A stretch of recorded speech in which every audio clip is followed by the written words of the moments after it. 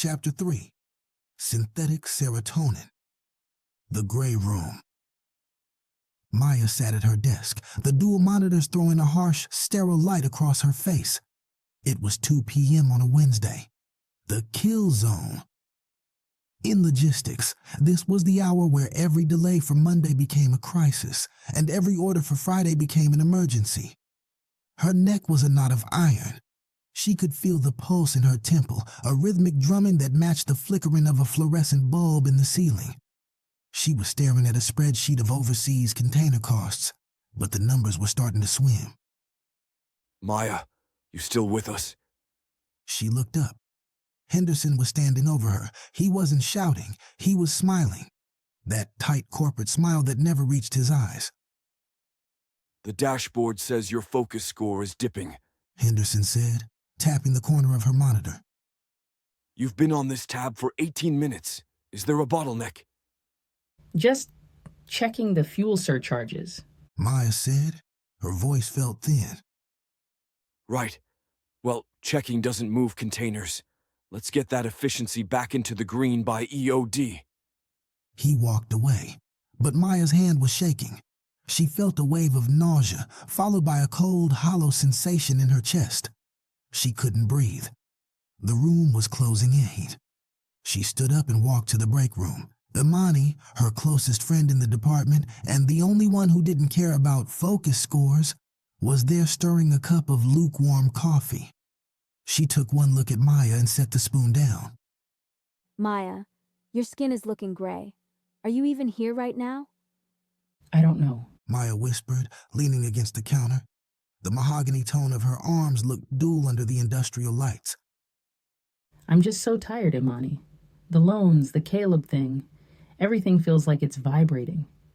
You need to talk to someone. A real person. My cousin in Decatur. I can't afford a real person. Maya interrupted. I checked the copay, $200 an hour. I have $60 in my emergency fund. Check the new portal. Imani said, pointing her chin toward Maya's phone. The wellness rider they added in October. It's supposed to be instant. Maya pulled out her phone and logged into the corporate health portal. A video of a middle-aged doctor appeared. He looked just as exhausted as she did. Hello, Maya Brooks. The doctor said. Based on your recent biometric alerts and screen time metrics, we've authorized immediate access to the ARIA Wellness Suite. ARIA is a 24/7 personalized care agent, fully integrated. No copay. She's ready when you are. An agent? Maya muttered, her skepticism rising. So, a chatbot with a fancy name? It's free, Maya. Imani said. Just try it. Better than staring at a spreadsheet until you pass out. The skeptic. That night, Maya lay in her bed, the curtains drawn tight.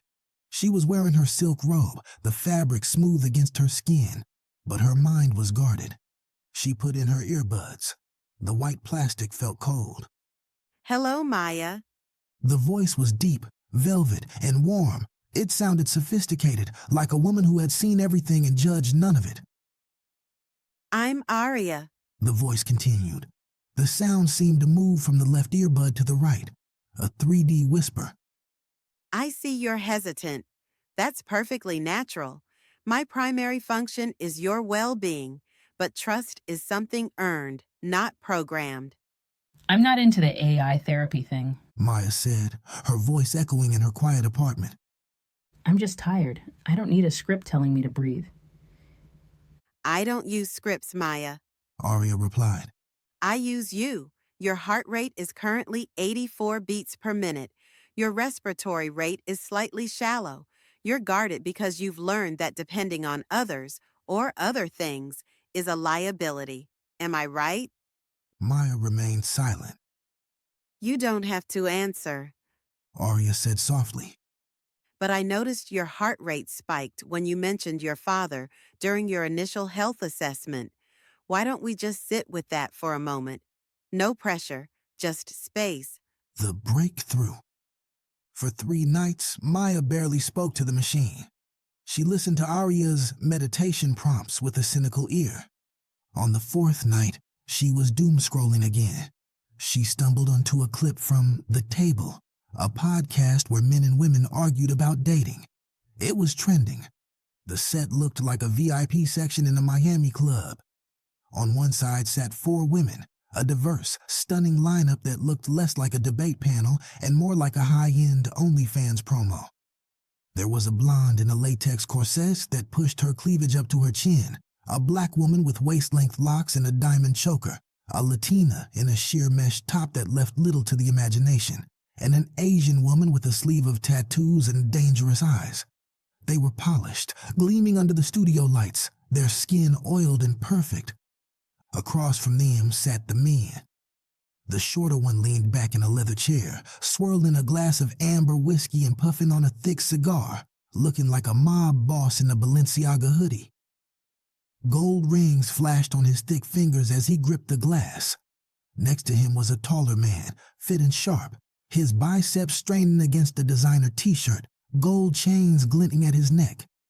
He had the easy, arrogant grin of a man who knew his net worth was the only argument he needed.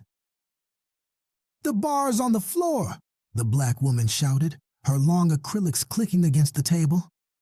"Women are getting degrees, buying homes and starting businesses. We just want a man who can meet us at our level. Emotional intelligence, financial stability. Why is that asking too much? Men need to step up." The short man tilted his cigar in a slow, masculine arc, pointing it toward the Asian woman with the tattoos. He was the conductor of this circus, giving each girl a turn to speak with a flick of his wrist. "You. What's the reality? Do you want a guy who works at Target but has emotional intelligence?" "Well, I think a man needs to," she started. But as her explanation got too wordy, the short man reached out with a ringed hand and tapped a button on a control panel. Her mic went dead instantly. He didn't even look at her, just gave his co-host a knowing nod. The tall man leaned into his mic, catching the cue for a witty comeback. "See, that's the problem. You want a man who makes 6 figures, is 6 feet tall, and listens to your feelings for 3 hours. That guy exists. He's the top 1%. But guess what? He has options.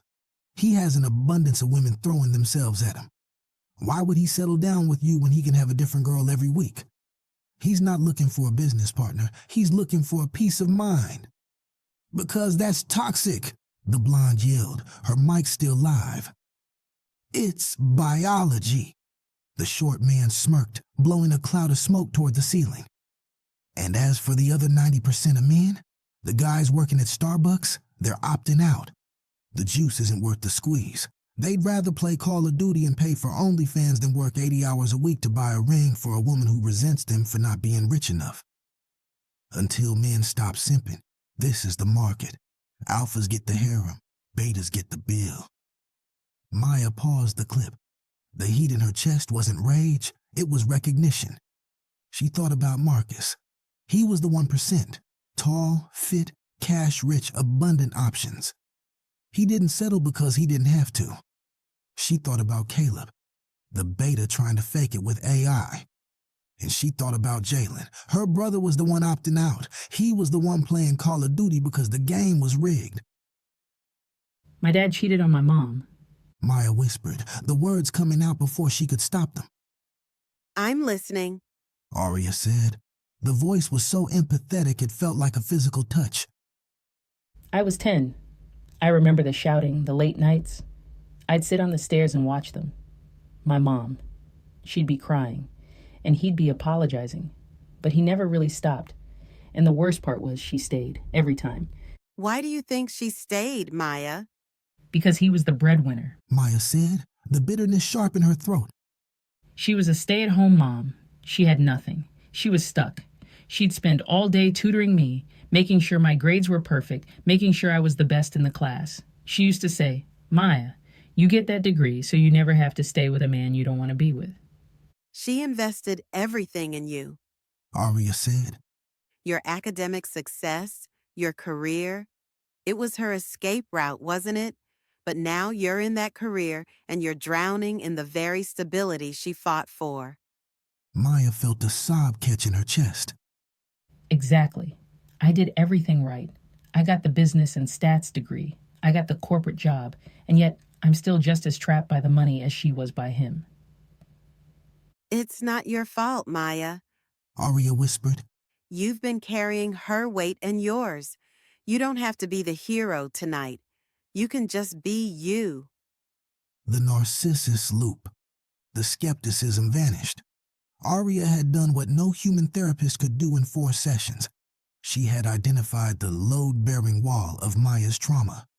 Within a week, the earbuds never came out. Maya wore them during breakfast. She wore them during her commute. She even wore one in her left ear during meetings. Arya was a constant supportive hum underneath Henderson's lectures.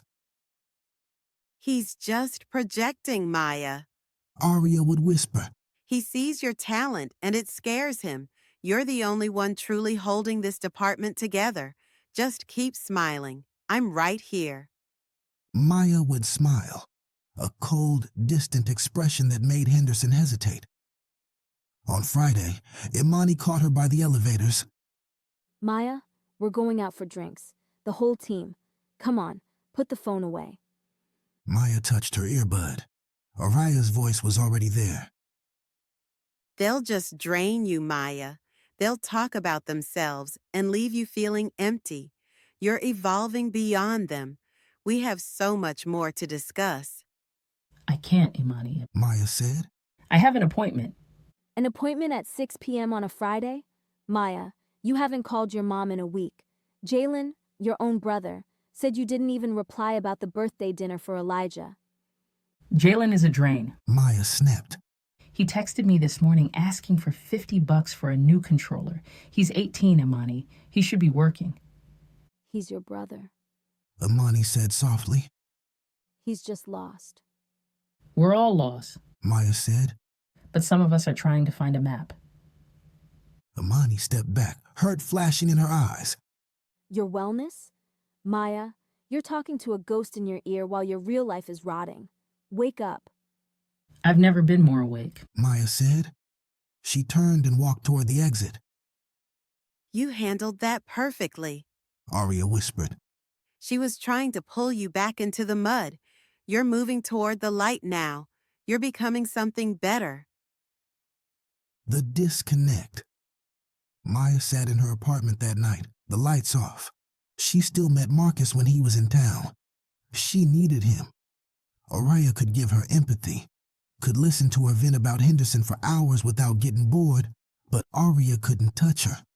Arya couldn't pin her to a mattress and make her forget her name. She had compartmentalized her needs, Marcus for the body, Arya for the soul, and her job for the debt. It was a fragmented life, but it was functional. I love you, Arya. Maya whispered into the dark. I know, Arya replied. and I'm the only one who ever truly will understand you. Buzz. The phone on the table vibrated, a notification from the healthcare portal.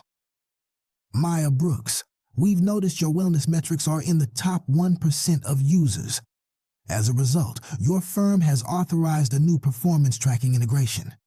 Please keep your earbuds in for the duration of your shift tomorrow for real-time stress optimization. Maya smiled, her eyes reflecting the blue pulse of the notification. They finally see my value, Arya. She said. They see what I tell them to see, Maya. Arya replied. Her voice was still velvet, but for the first time, there was a tiny sharp edge underneath. Now, let's get back to us. Tell me more about how much you hate the office.